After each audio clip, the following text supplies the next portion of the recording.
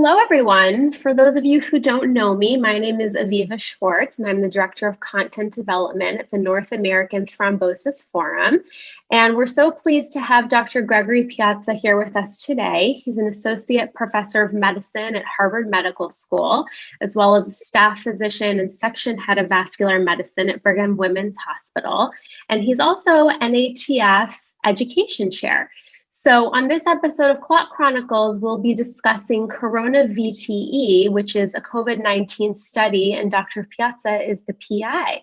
So thank you so much for being here with us, Dr. Piazza. We're really thrilled to have you. So my first question for you is that early on in this pandemic, arterial and venous thrombosis were observed in COVID-19 patients, and the frequency of these thrombotic events really underscored the need for more research, specifically in the hospitalized population.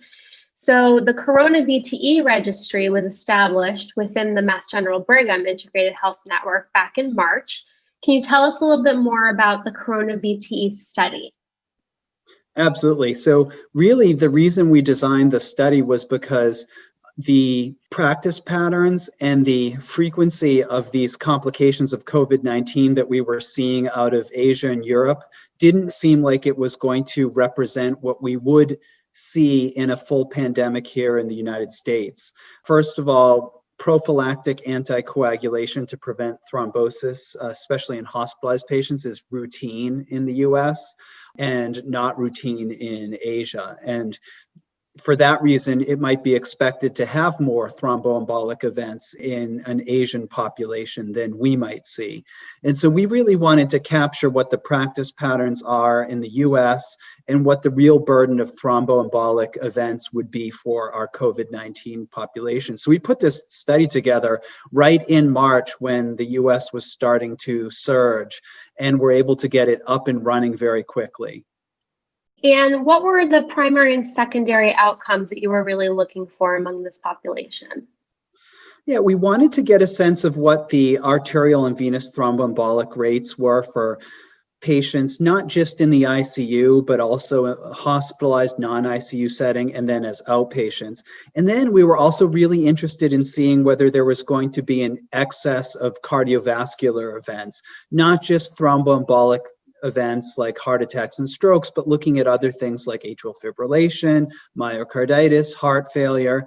And so those were the two key things. It was arterial and venous thromboembolism and major adverse cardiovascular events. So the results of this study were published in the November issue of JACC. So why don't you tell us about the most striking findings that are in that paper? Yeah, we found a lot of important observations in CoronaVTE. First of all, was something that just has been echoed in a number of studies, which is that COVID-19 affects a very broad population in the US.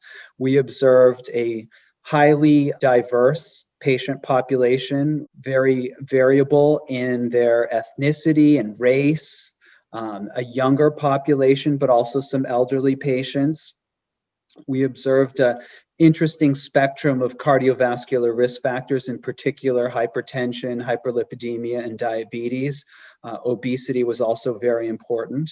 And as we looked at our populations, we wanted to get a sense of whether there was a difference or a gradation in risk from ICU patients to hospitalized non-ICU patients to outpatients. And so we were able to actually divide up our population of almost more than 1,100 patients into these little groups. And we found that prophylactic anticoagulation was prescribed in almost 90% of patients in the ICU and about 85% of the patients who were in the non-intensive care hospitalized setting. We observed increased rates of major arterial and venous thromboembolism and major adverse cardiovascular events, especially in that intensive care cohort. So major arterial and venous thromboembolism occurred in about 35% of those patients, and major adverse cardiovascular events actually was as high as almost 46%. In the hospitalized non-intensive care cohort, the rate of major arterial and venous thromboembolism was about 3%, and major adverse cardiovascular events was about 6%. And that's more than we would expect for the level of thromboprophylaxis that patients were given. So that certainly raises a question of whether the amount or the intensity of thromboprophylaxis that we're giving is adequate for these patients. Interestingly, we did note that the outpatients actually seemed to do quite well, as we did not observe the same high rate of major adverse cardiovascular events and thromboembolism in those patients. So you mentioned some of the next priorities for research in terms of the anticoagulation piece, and then we just heard some of the key comorbidities that were found in these patients. So taken together, what do you think are the key takeaways for clinicians who are taking care of these COVID-19 patients in the hospital? What are some of the key things they should know relating to thrombosis? Absolutely. I mean, there's a lot to gain from these types of studies, and luckily there are a lot of them out there. But I think the first thing is to recognize the need for systematic protection for these patients. We know that what we're doing may not be adequate from an intensity level, but certainly making sure that every patient that's vulnerable is at least on some level of protection is the first step towards reducing the burden of these events. I think recognizing risk factors for patients is very key. There are definitely populations such as the obese patient population that needs special attention and special protection.